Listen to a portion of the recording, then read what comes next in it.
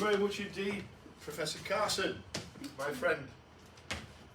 Hello, love. You all right, kid? I'm alright. Good morning, everybody. Unaccustomed as I am to public speech, I've been asked to introduce Victoria, who is, without doubt, one of the nicest human beings I've ever met in my life, and I'm honoured to say is one of my greatest friends. It's a pleasure. It's a pleasure to have photographs of you driving my Aston Martin this morning. I've got some of them. I was asked to do a thank you, but it's turning into a bit of a welcome, if you don't mind. I've written it down. I'm a bit rubbish, so I'll have to sort of put my glasses on and read bits, if that's okay by everybody.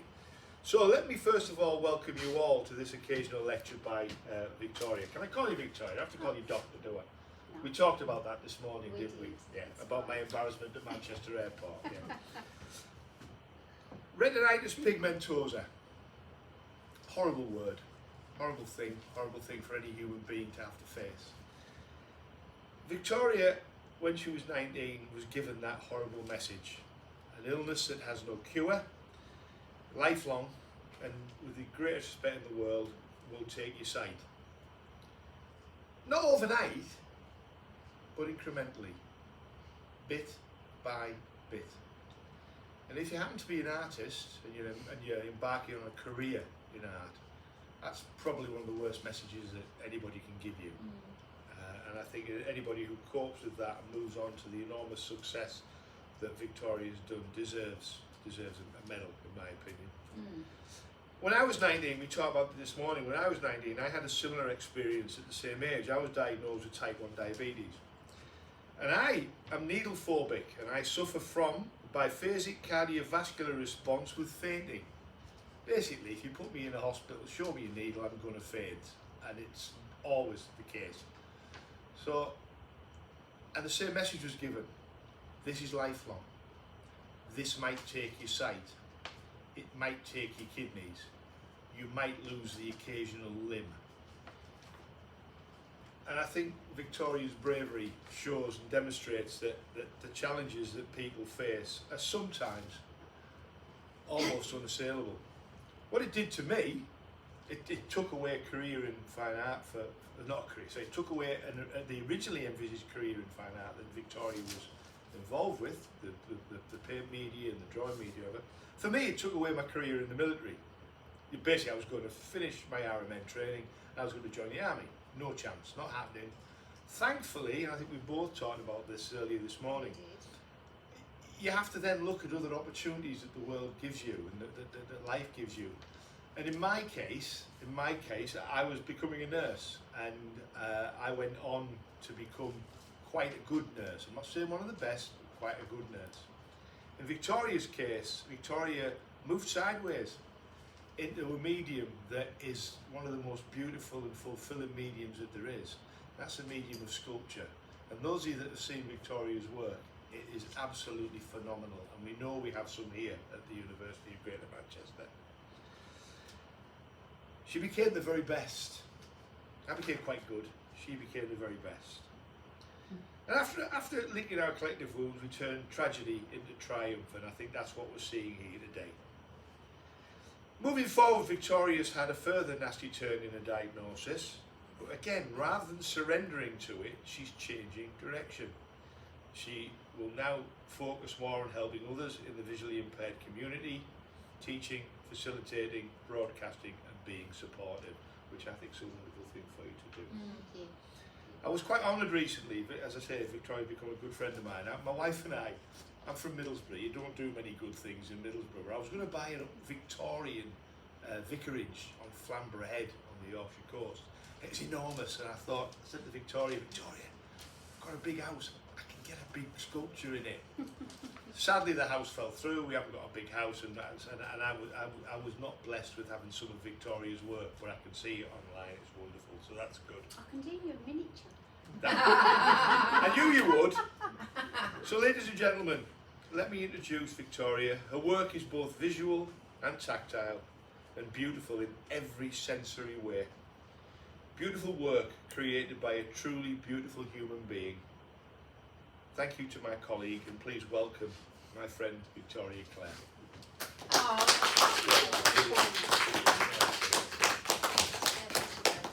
The lights down, please.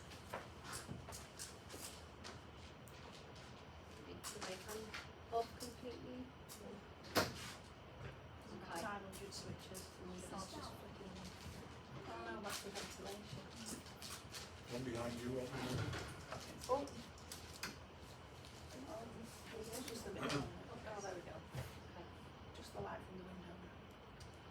So I'd like you just to breathe in and out nice and slowly, relax, and just listen to the audio.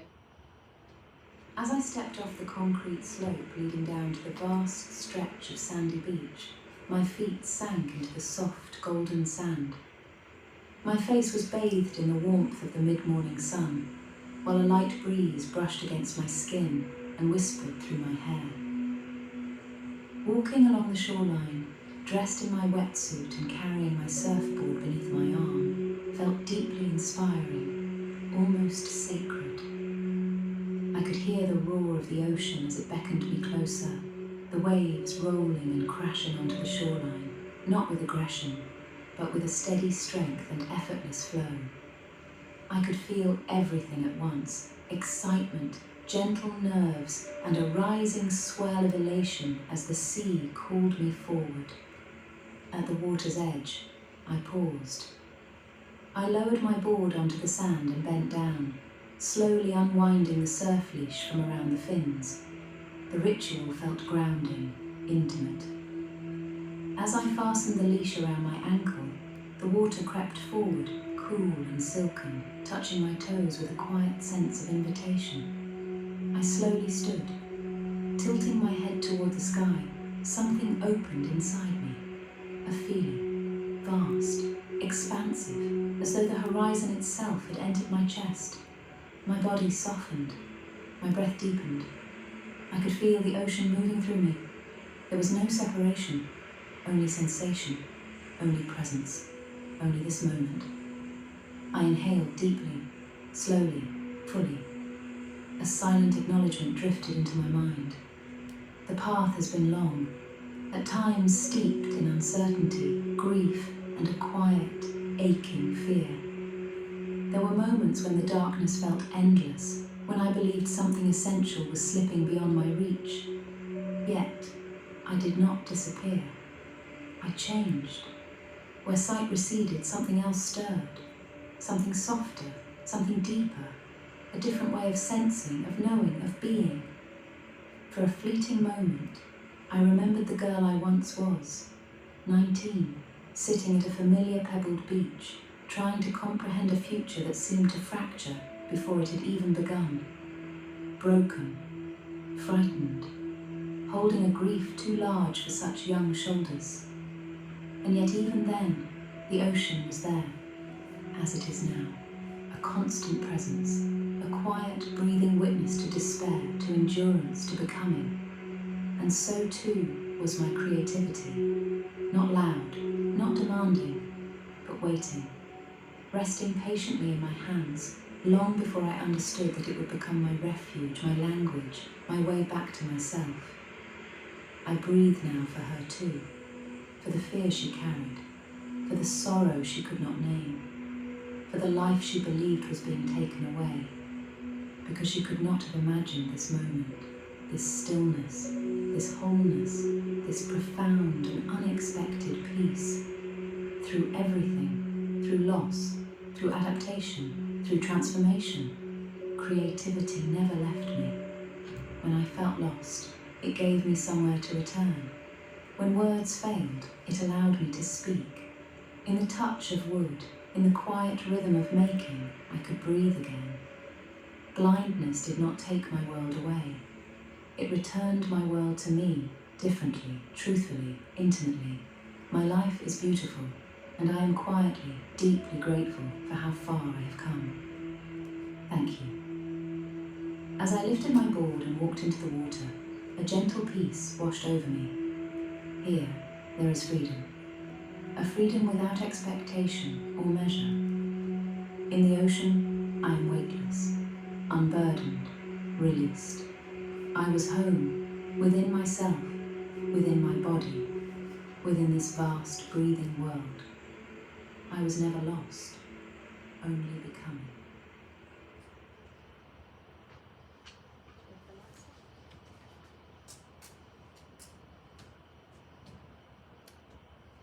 Emergence of the Whole Self. That's the title of this piece today. A title that I came up with whilst travelling through an amazing journey of inquiry and knowledge through doing a PhD by professional practice. An opportunity that was given to me by the one and only Mr.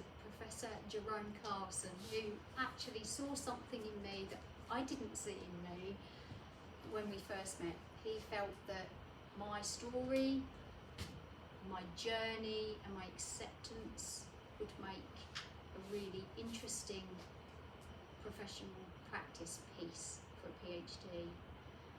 So the little bit of evocative narrative there that I played you, I wrote myself. It's actually the evocative narrative conclusion to my PhD.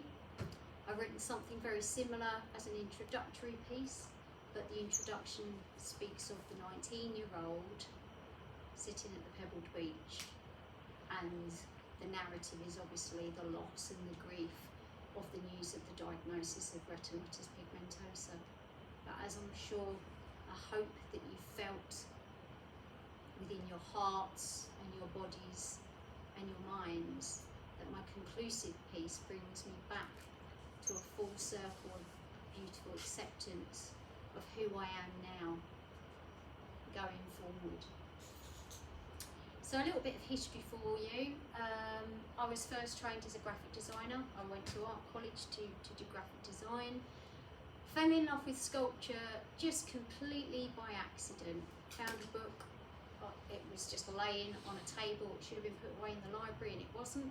I had vision then, 17, I grabbed it and I just fell in love with the content of this book. It just enthralled me. I had my final major project to produce for the course that I was doing, and I thought, I'm going to do some wood carving. And my tutors, my dad, everybody was like, what are you thinking? You know, stick to what you know, you're going to lose your place at college, and all those types of advice. Do graphic design. But if anybody knows me and knows me well, there's a little bit of a rebel inside me that still fires inside me now, that actually if I believe in something, I will do it, regardless as to who says don't. So I did it, and it was a risk, and I created a full-size dolphin out of wood, and I'm happy to say it was a very good risk. I got distinction, and I fell in love with sculpture. From that moment on, I carried on with the design course because that was the course that I was on. But then I applied for a sculpture degree, which was a figurative sculpture degree in Stafford. I went to Stafford for a very short amount of time, and unfortunately I had to leave. That's where the story, in my mind, ended in terms of the growth that could come from being part of the academic world. I never thought I was ever going to have this opportunity to be an academic. It was gone at that moment when I had to leave university. But here I am, 30 years later, as a fine arts lecturer here at the university, spreading the word of sensory and embodied arts and culture, working in psychology, spreading the word of post-traumatic growth, and doing a PhD. So, who knew? So let me talk to you a little bit about my creativity. So on the slide behind us, we've got a few pieces there.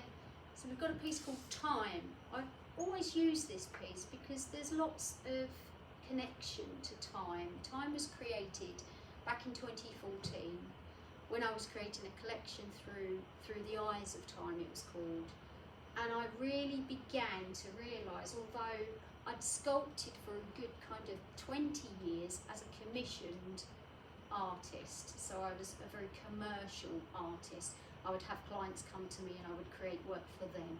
But the problem with that is it's a little bit restrictive, and you never truly get to pour yourself into that work because it's not for you. So I decided for the first time to have my own exhibition. Time is the piece that is on all the posters. It's the flagship piece for it. And now it's proudly sitting at the medical school over the other side of town. So if anybody wants to visit it, it's now a public piece of artwork, which I'm incredibly honoured to have there. But the story of Time initially was about the loss, the fear. The sight was leaving me. The sight was receding from me, and I was running out of time. So as you can see, it's got a clock that depicts that for the pupil, and the eyes were slowly going.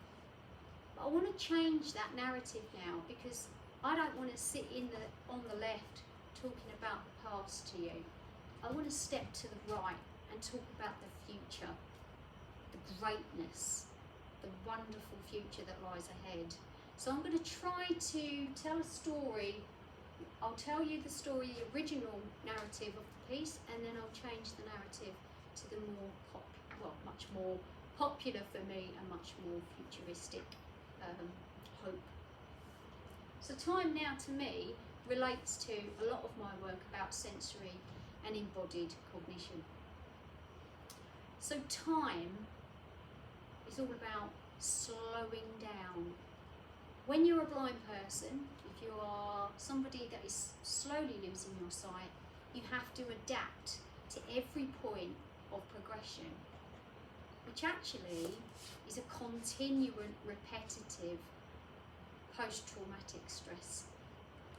Just when you feel you've reached one goal, okay, I've got used to where the visual capacity of which I'm at now, I'm okay with it, and then wallop. Then comes another unfortunate piece of deterioration, and then you start again. And that's what it's like the whole time. The wheel never stops turning. But the narrative of Time for now means something quite different for me, because the way I've learned in how I actually engage with the world through my perception, with my senses, through the beautiful and very deep embodied cognition, proprioception, memory and spatial awareness, material thinking, and the post-traumatic growth that I've received through trauma of sight loss. Those three things are my absolute core in how I live and how I enjoy the world around me. So Time now means slowing things down.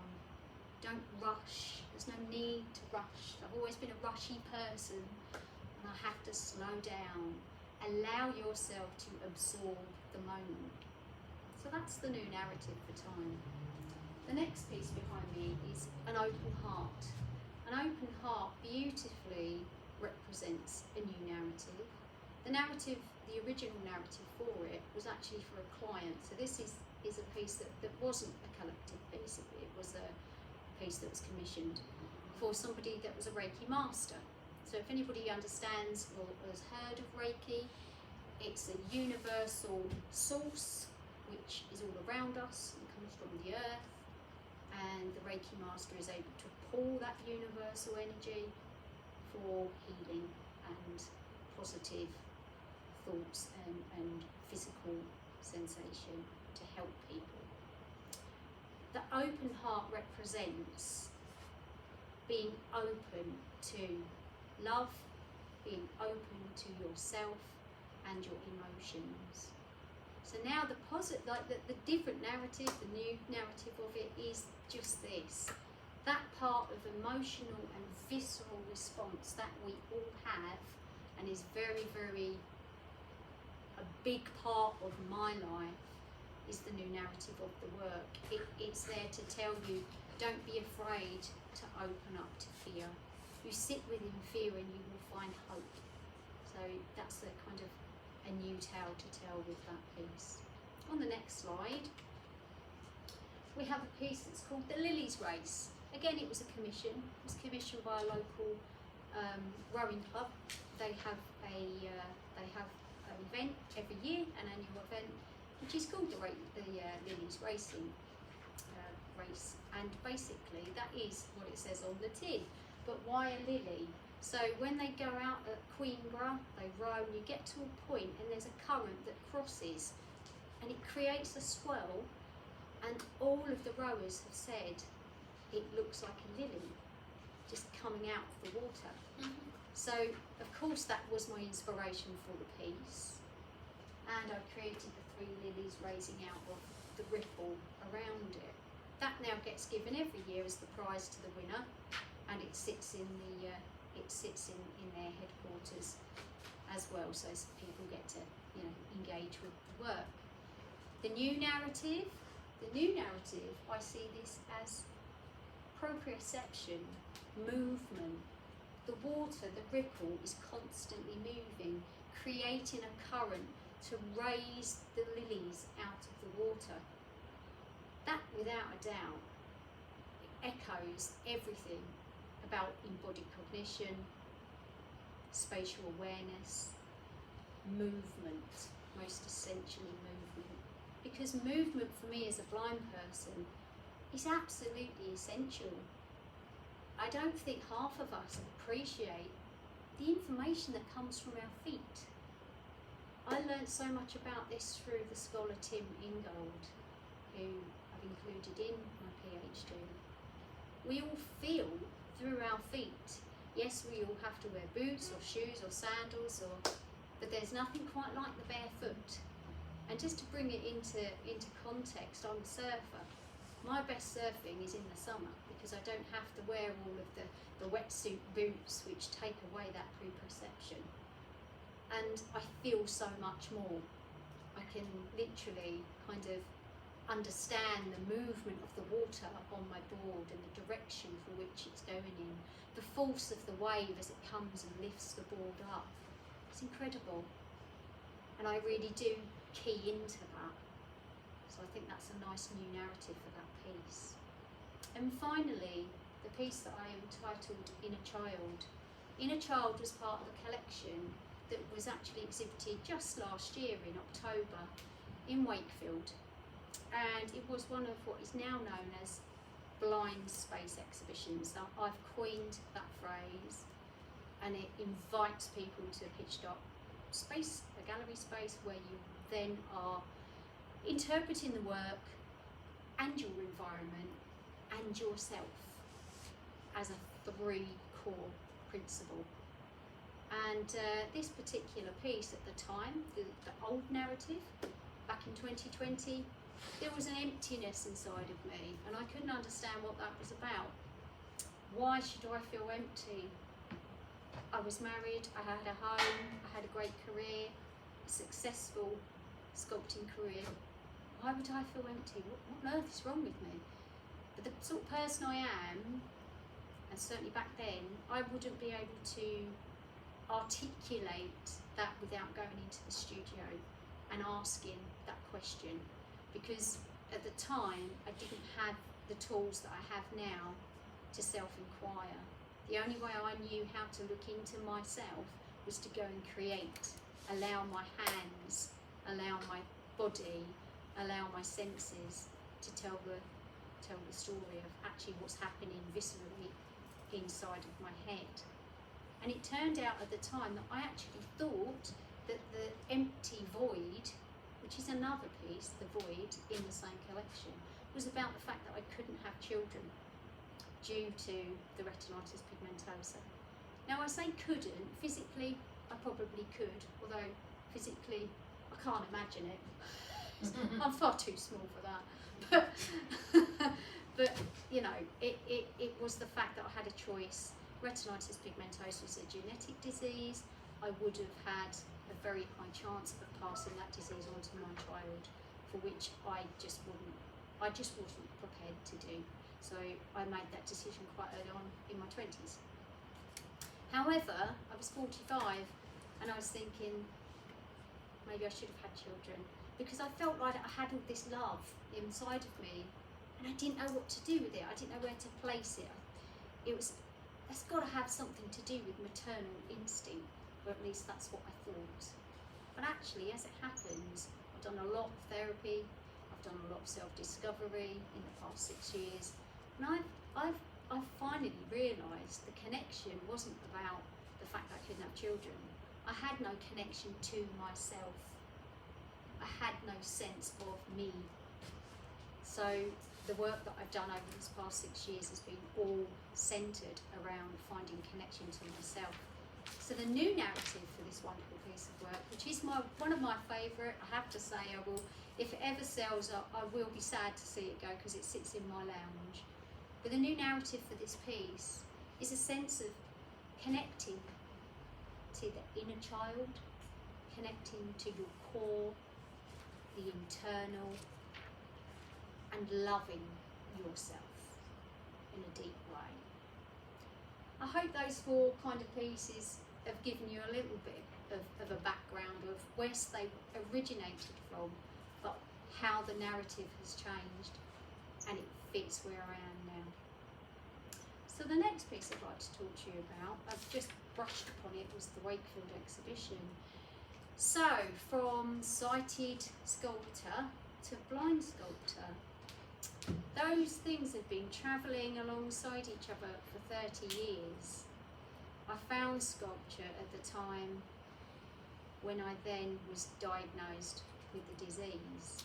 I took 2 years out of my life because I was an incredibly broken young 19-year-old that all hopes and dreams had been whisked away, and I felt there was nothing. So I had to lick those wounds. I had to take the time to try and get my head around what on earth I was going to do with the rest of my life. But then there's only so long you can do that for, and I decided to stop wallowing and do something about it. So I went out in my dad's workshop, I got some wood, I got my old toolbox out, and I just started to carve, initially for no reason other than myself and therapeuticness, to get myself through what I was going through. I created 2 pieces at that time which were figurative, happened to be down in a local gallery, got chatting to the gallery owner, and she said to me, bring them down, let's have a look. So I did. I brought them down, she loved them, she put them in the window, within 2 weeks they were both sold. That then told me, and June, who was the lady, the gallery owner, she said to me, you could make a living out of this. And I actually believed it, and I thought, yes, because those skills are still here.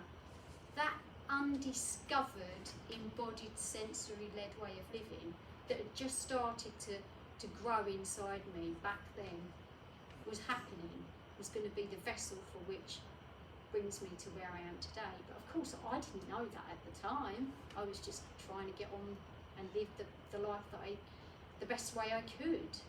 So I started to sculpt as a freelance artist. Over time that became adaptive, because as the site was fading, the studio had to change, the environment had to change, because I was still hanging on to that residual vision, as if my life depended on it at that time. However, when it came to 2018, I was in a bad place in terms of I'd had a very bad physical accident, and I've always been somebody that didn't want to ask for help, but I knew I had to. So I actually got in touch with a local organisation that are a sight loss support organisation, and I begun mobility training with, as my friends know, my cane, aka Harry. And I never wanted to use a cane. I just didn't want to. I had a real aversion to it, but I figured it was time to keep myself safe. So I did a very lengthy 3-month training course in cold November evenings, and got through that and passed and became a capable cane user. That for me was an opener, because a lot of the sight loss was at night, although it was very much becoming an issue contrast in the day, but I was completely blind at night. That's actually the first part of sight loss with RP. So she actually could tell that I was using the residual vision a little bit when we was training during the day. So she said, we're going to do this at night. I'm done with you cheating. So we did it at night, and it changed. It was a game changer.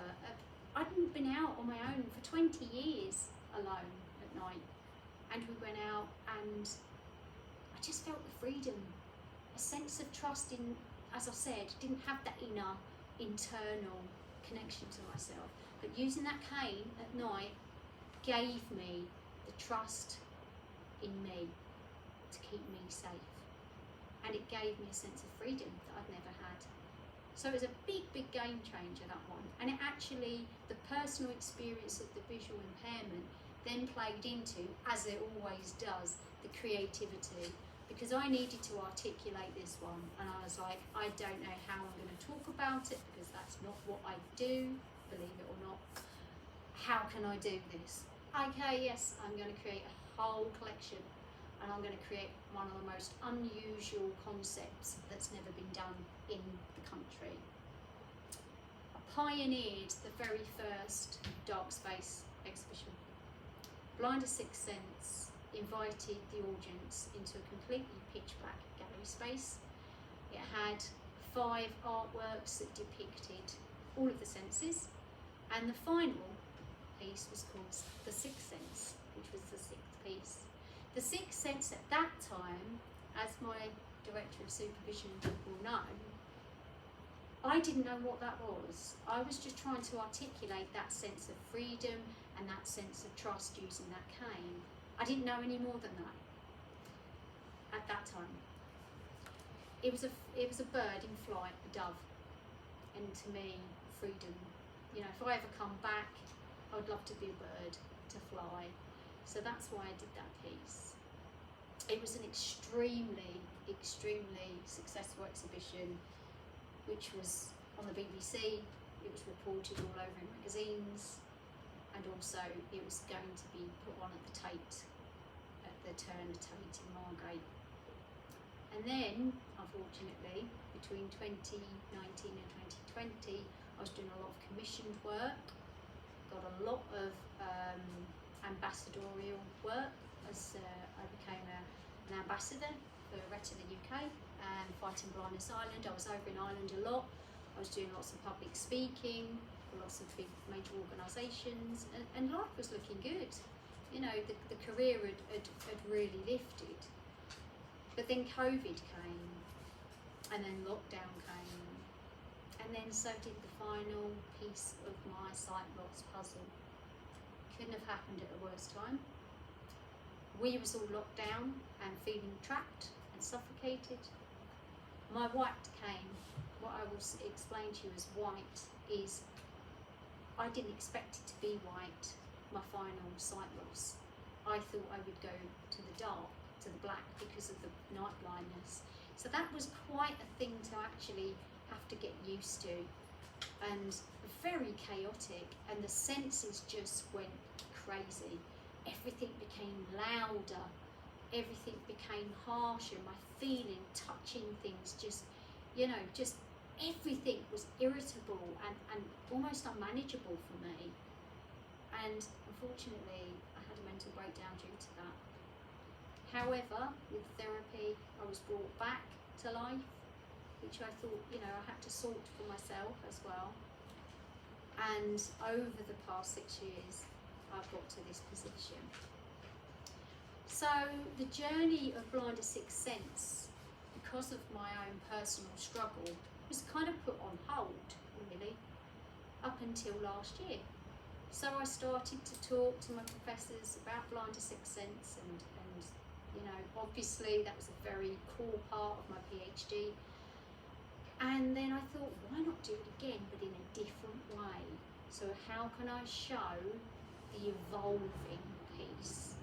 So I'd already displayed an element of acceptance with Blind as Sixth Sense.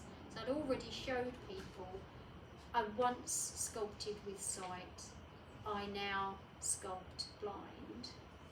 But this specific exhibition, which was entitled A Sense of Sculpture, was actually more about informing and knowing the knowledge that is held within not just a blind person.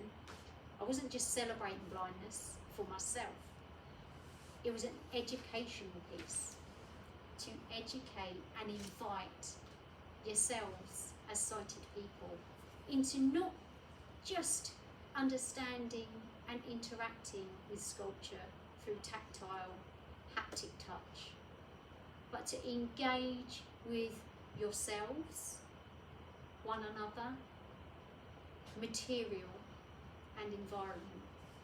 And the beauty of it is, all of you have that already. It's not something that you necessarily need to go and do a course for. You were all born with it. I was born with it. Mine only really came to me because the gift of sight loss gave it to me. I had no choice. I was kind of put in a corner. I was cornered to engage with sound, engage with touch, engage with smell and taste, and all of the senses, so that they could actually be my guide through life as the sight was fading. But the PhD has also taught me embodied cognition. I hadn't got a clue what embodied cognition was.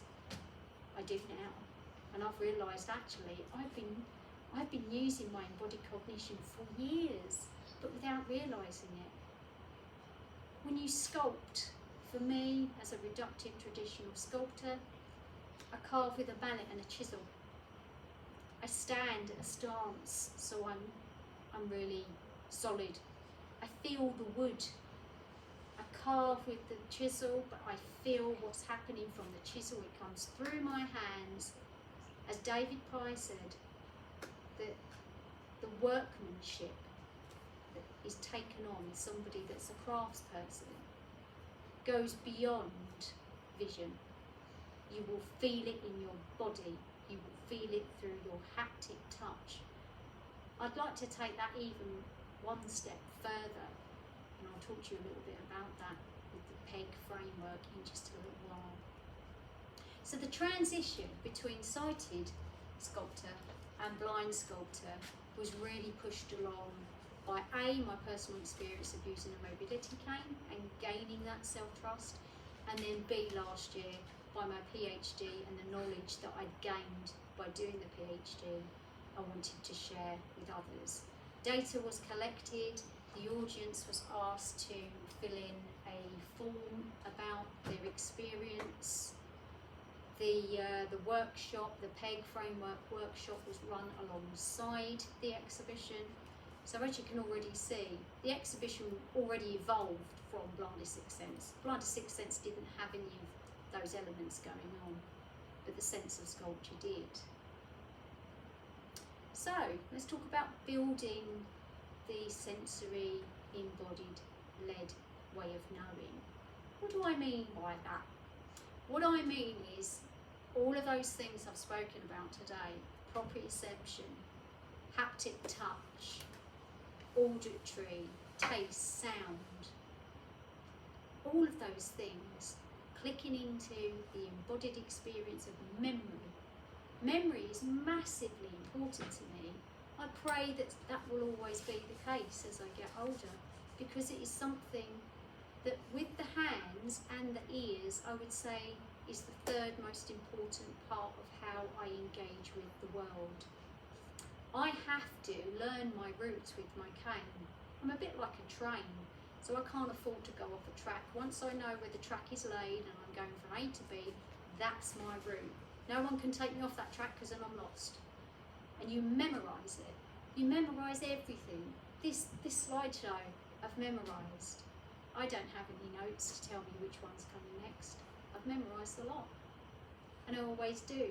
I don't think twice about it, because that is a memory cognition that is absolutely imperative for a blind person. So the other embodied cognition parts, really, for me, have got to be about material thinking, how I engage with material and the information that I gain through haptic touch.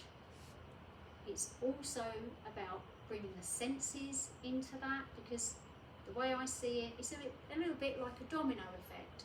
The senses will hit the embodied cognition, which is internal. Internally, you will gain more information. And after that, the next domino will hit your emotions. What does it mean to you? So you've perceived through your senses, you've engaged through embodiment, and then it's about the information given from those two things and what that actually means to you, and can you create a meaning from something. So let's talk about that a little bit more. So we've got the PEG framework.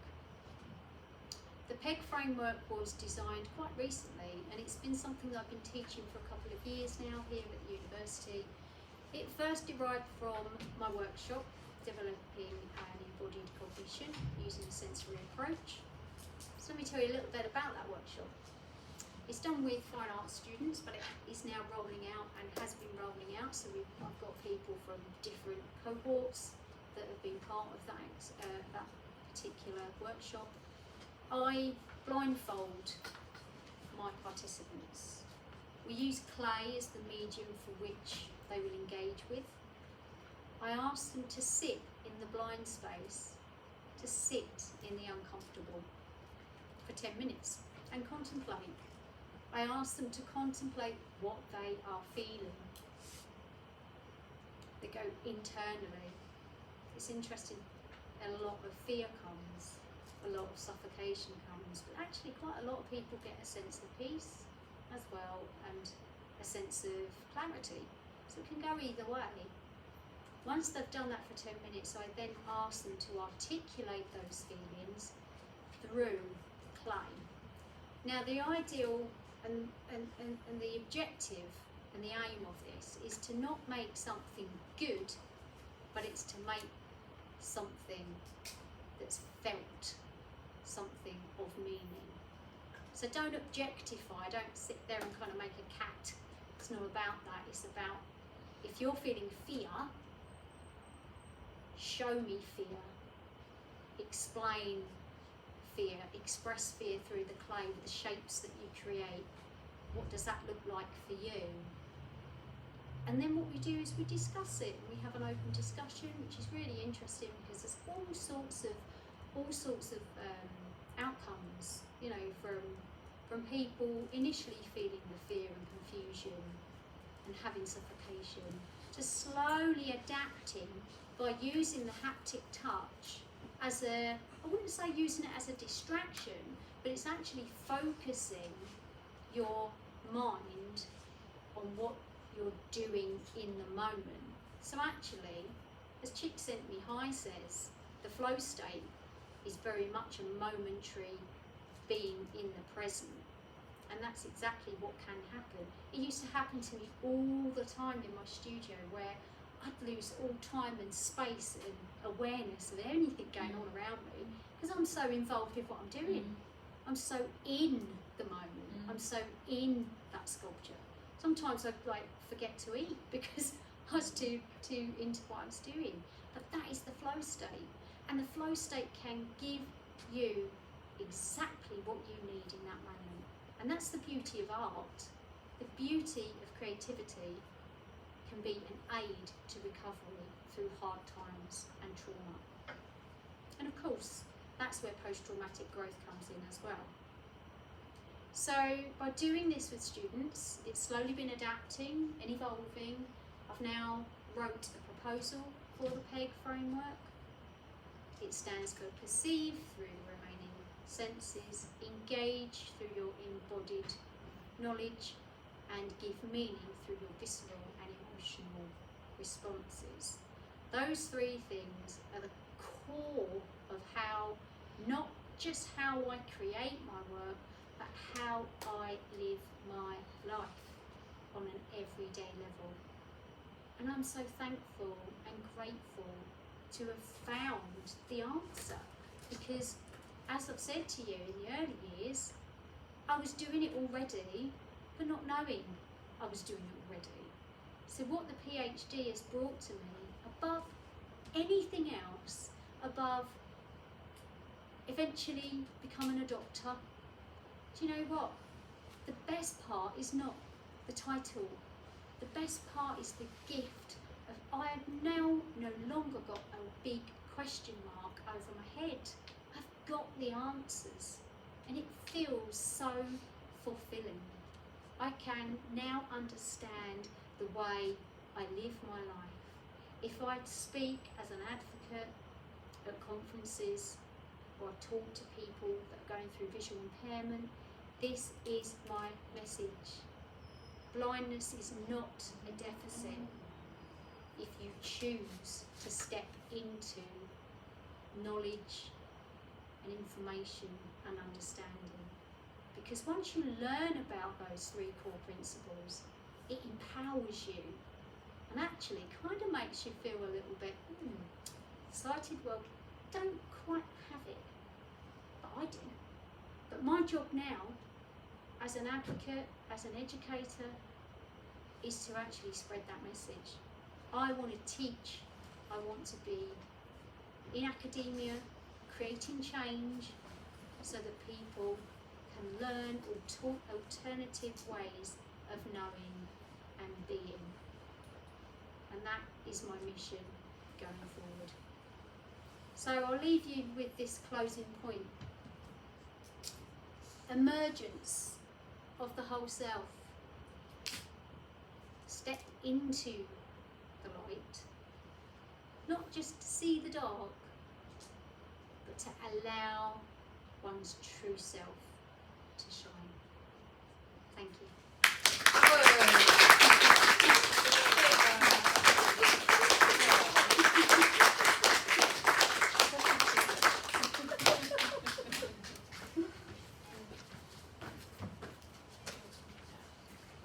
This will be 30 seconds. Victoria, thank you so much for yet another really inspiring presentation. It was particularly moving hearing the evocative writing on the beach where you talk about you were never lost, only becoming, and that was so beautiful. And I think the message in that piece as well about blindness not having taken life away from you, but having returned life to you differently, and how we can all take something from that. So thank you so much for such an invigorating, moving, beautiful talk. Thank you.